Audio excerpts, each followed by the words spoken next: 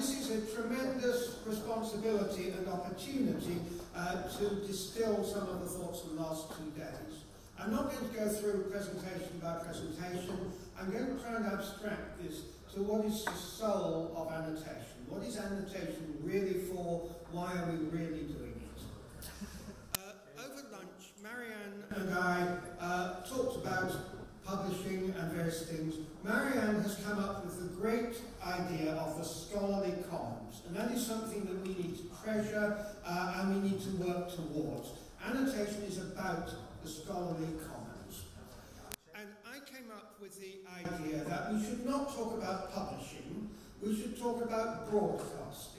Because what we are doing is we are transmitting the scholarly commons to everybody, and we are allowing everybody to be part of the scholarly commons. Publishing implies a unidirectional flow of knowledge and information. Broadcasting, particularly where everybody can have their own radio station, is universal. So let us move to a universal model of scholarship. And by scholarship, of course, I don't just mean people in academia, I mean everybody. Taxi drivers. I'm taking taxi drivers as my archetype because, as I told you in my talk, my taxi driver said to me that Western Australia doctors discovered Campylobacter as the source of ulcers. Now, when you have a population who is so well informed that they get everything right, we cannot ignore them, and we must not ignore them, and it is actually a crime against humanity to ignore the citizenry. So this is for everybody. A phrase from Tim Berners-Lee, of course. So I have come up with annotation creates and uses tools invested in justice, freedom, and democracy. If you don't understand what I'm saying, or if you think this is irrelevant and I should be talking about hyperlinks and JavaScript, then you're free to leave, and you can leave at any time if you think I'm going on too long. I pick up on the passion here. I've seen real passion among people, eyes glowing. This is something we must do. This is why we are here. And I've tried to capture it. I think it's wonderful that a large part of this meeting is investigative journalism, because that is what that is what democracy is about. That is what determines where we as a society are going, who we are, where we should go, where we've gone wrong. So I pick up on this. However, we are in the dark ages of the web.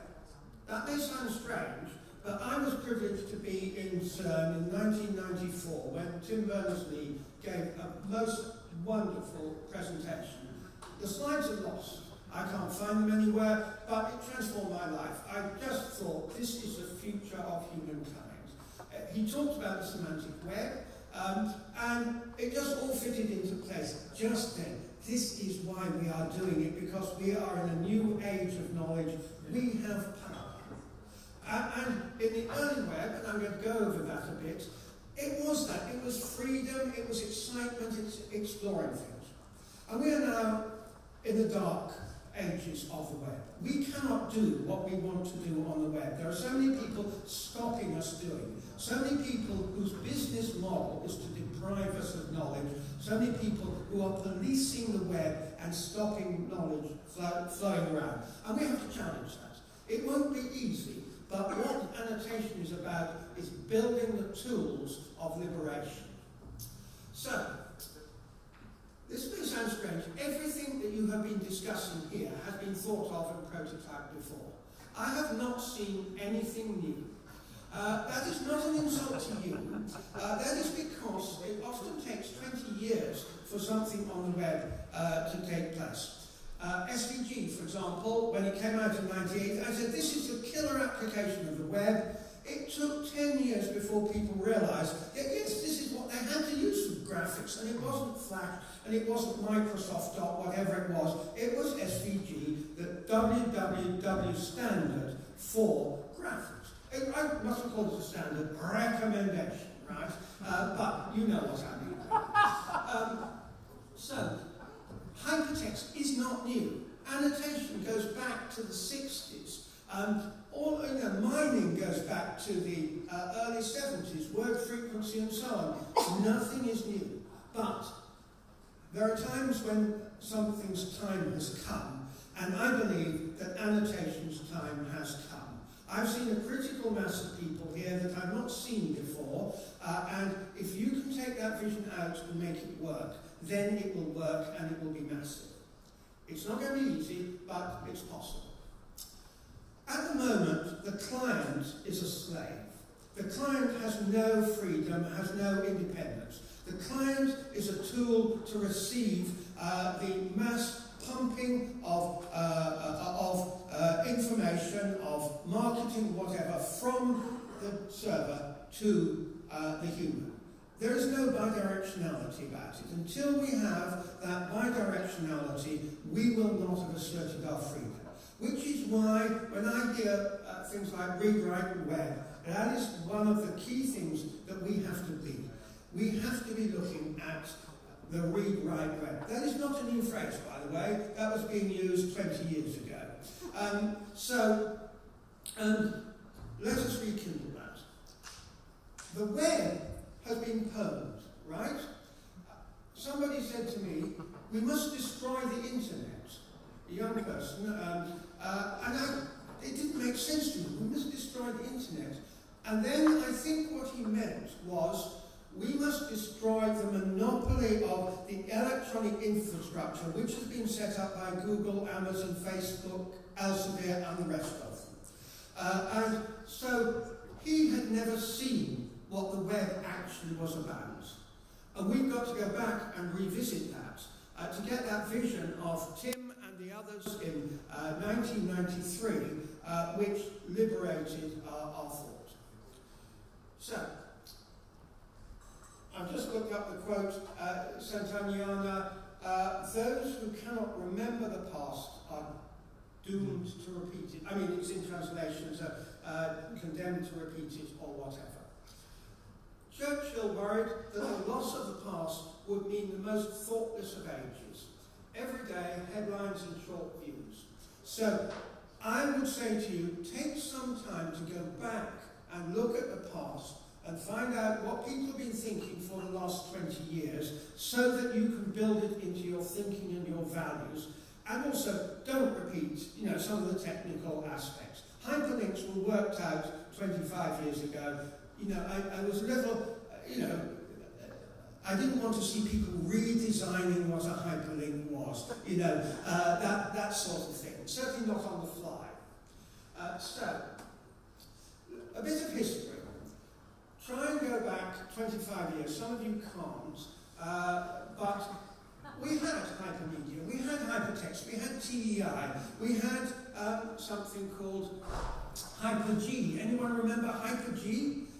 Yes, it came from France. It was wonderful, but it wasn't a system. It was a system for the 20th century where you had a central registry of everything on the web. It didn't work. It was very well designed, didn't work. Tim broke that by saying everybody has freedom. That was the key thing about the web at that stage. And the thing that broke it was not so much HTML, but HTTP.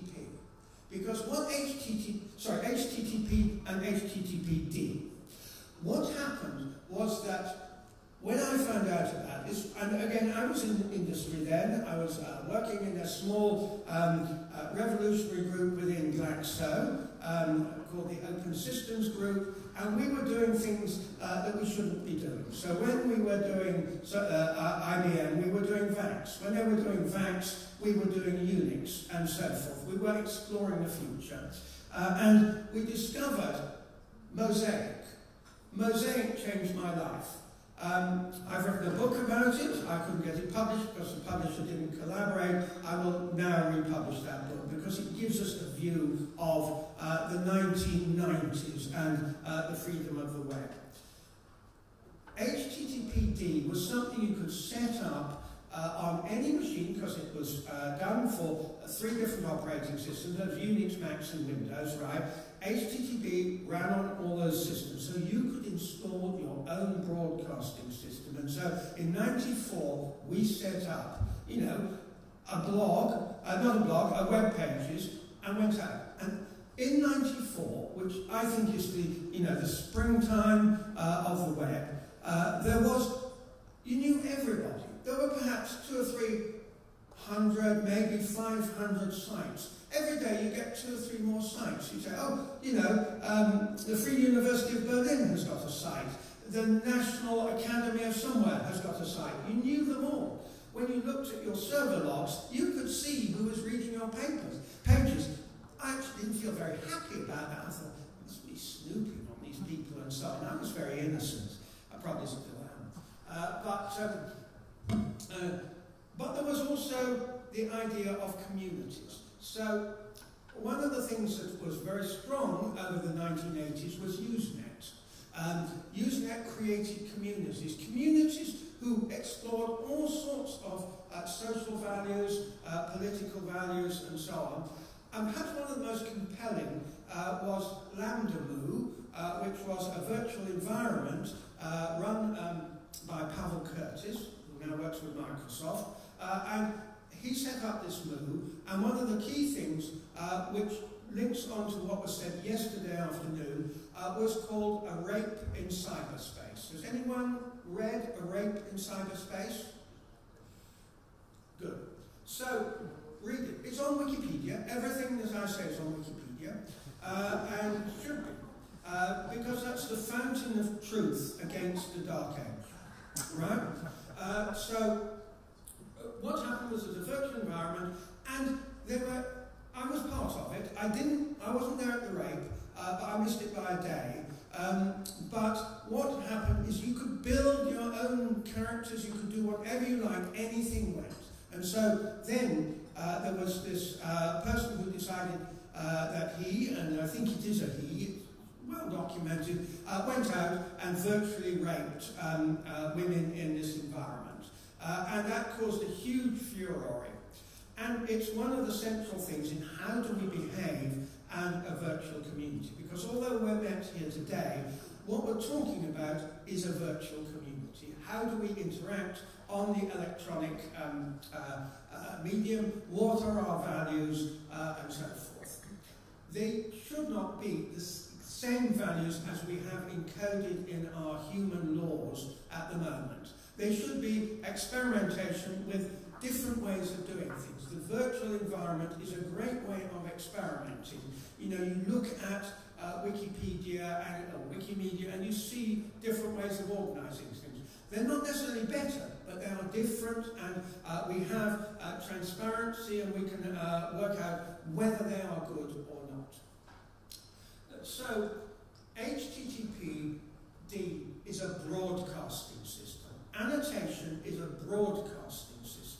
It allows you to talk to anybody who wants to read it. Now, I appreciate that there are private annotations and so on, and there are private telephone calls and things like that. But if you want to get your views out to the world, then this is one where you can, in principle, reach anyone.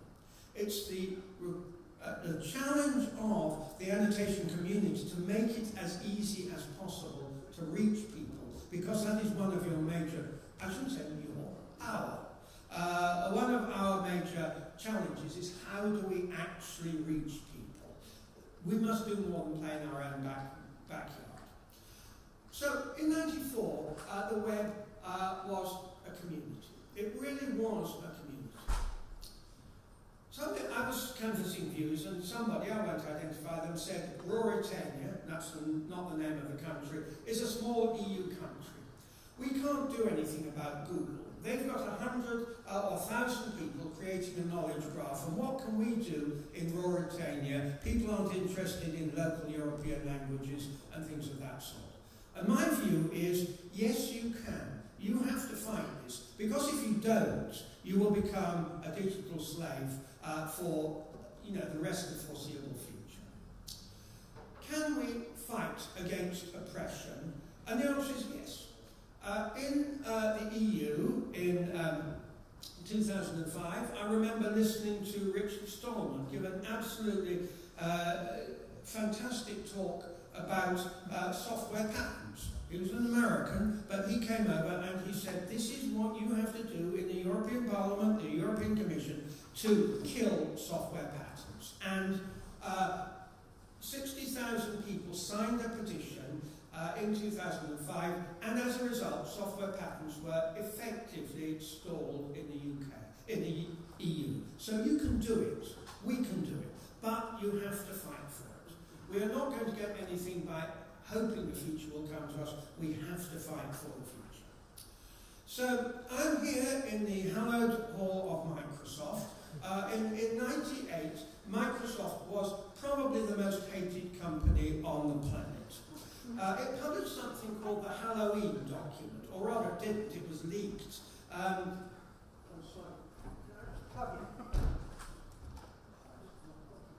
Because of what you just said.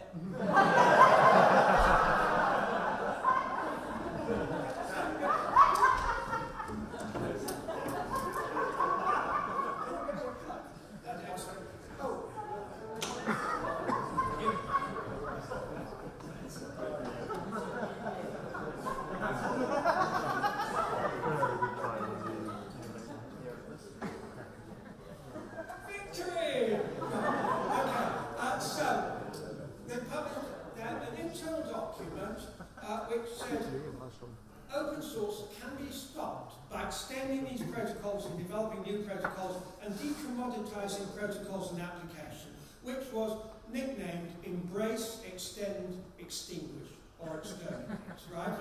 And that phrase was used in the Court of Justice. And we are in the same position with major commercial players in this field at the moment. Nothing changes. That is why history is important. What happened? Well, Europe rebelled against Microsoft. I have huge praise for Nellie Kroes, who was Commissioner for the Digital Agenda, and she said, open standards and open source are preferable to anything proprietary. She's a wonderful person. She also said, I'm 74. I do this not because I have to, but because I want to. I'm 74, well, it was 71 then. I do it because I want to. It's not because I'm forced to be up here and so on. We have to believe that passionately in freedom. The Commission must do its part. It must not rely on one vendor. It must not accept closed standards, and it must refuse to become locked into a particular technology, jeopardizing maintenance of full control over the information in its possession. If you replace Microsoft by Google, does that sound any different? If you replace it by Elsevier, does it sound any different? If you replace it by Facebook or Amazon, does it sound any different? That's our challenge. So, and in March 2013, the European Commission fined Microsoft 561 million euros to deter companies from reneging on settlement promises. Companies do not fight clean. Companies fight dirty. Microsoft fought dirty. The current companies I mentioned are not a million miles away from being not particularly clean. Yeah, I've avoided saying it.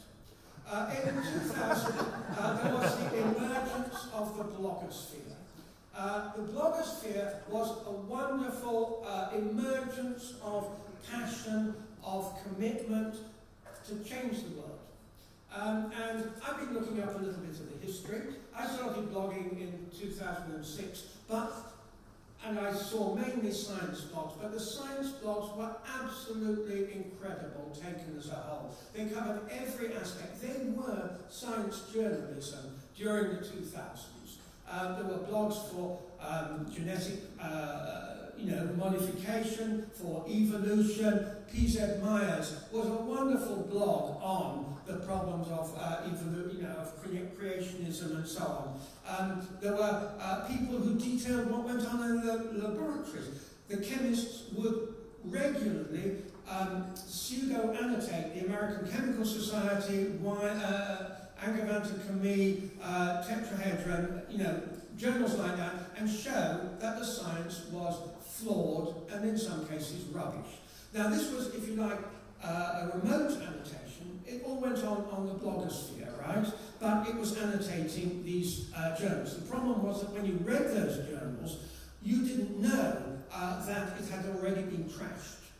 in court of good scientific public opinion. So one of our challenges is that when people read what they think are authoritative documents, we've got to make it as easy as possible for the annotation of critics and positive critics as well as negative ones, but particularly negative critics, to be seen. So in other words, if you read a paper saying that arsenic can replace phosphorus in DNA, which was one of the big scandals of that time, you need to have an annotation on it that says the blogosphere says this is crap.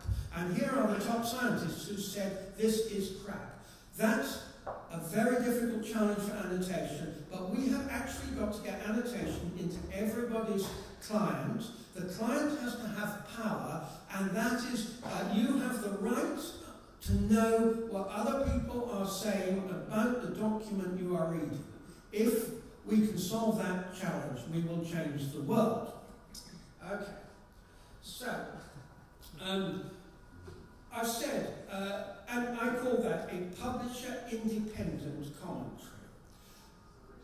As I say, I do not want to use this word publish anymore because it has become debased. It's debased to a way of, well, I won't even go into that, but basically much of what publishers do is to restrict access to knowledge. And in no way, except in an Orwellian sense, can that be regarded as publishing. If we talk about broadcasting, there is no way that you can stop somebody receiving a broadcast unless you shackle them, and tie their hands up. Anybody can receive a broadcast, and that is what we have to do. And all of the innovation of this century should be put into that. So, the phrase I want to leave to give you is that we face in this decade the enclosure of the digital commons. The digital commons are being rapidly enclosed. They're being enclosed by Google, Facebook, Digital Science, Mendeley, SSRN, Figshare, and the rest in scholarship. All of these have been taken from innovative, well, not the first two, but the other, taken from innovative things which the public scientists saw as valuable, and they have turned into corporate organisations. And the key thing is that there is no public governance. These things have no control. You do not know what they are doing. You do not know whether they are monitoring all your traffic. I'd be amazed if they weren't. I am assuming that all of these publishers know exactly what I'm writing and what I'm saying. I live on that basis. We also have a problem that we adulate, this idea of brands.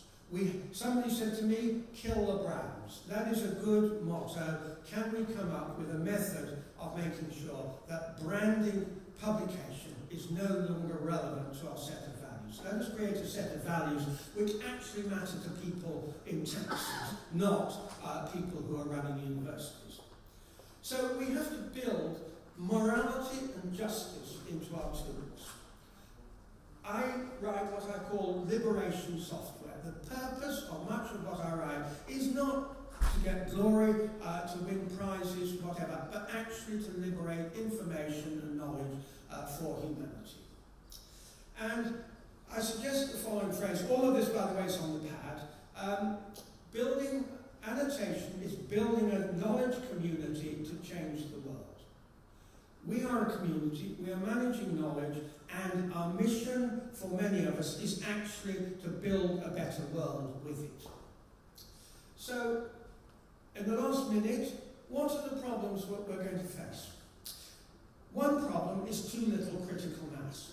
We will find it very difficult to get this out beyond ourselves. How do we do that?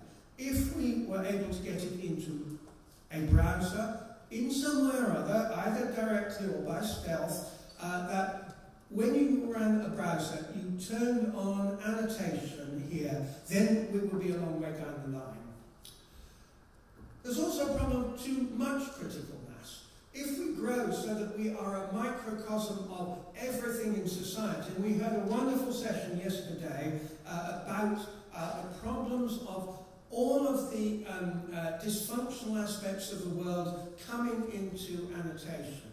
If we grow too quickly, then we will find that we cannot control these social processes, and we will be swamped under trolls and of all sorts, who will pull us down. I don't know how we solve either of those. The third, which I just re-emphasise, is we must not be pwned. We must protect against being owned by somebody else. I have protected my content mine by working with Shuttleworth to put in clauses which prevent a commercial company buying it. And we should be seriously thinking about locking our systems against corporate ownership. So I'm going to leave you with key suggestions. Know your fundamental values. This is about values. Work out why you are doing it, because that will guide you in the dark times. Reach beyond your sphere of comfort. Involve politicians, local government, media, humanities, must involve science and vice versa. Go outside and get people involved. And they will want it. Don't believe nobody is interested in scholarship. Be brave. It does take bravery. Be vocal. Speak up frequently and often. Be inclusive. Bring in the taxi drivers. They will help you. Be flexible, because the world will change. And finally, just keep going, even in the dark times. Just keep going. Thank you.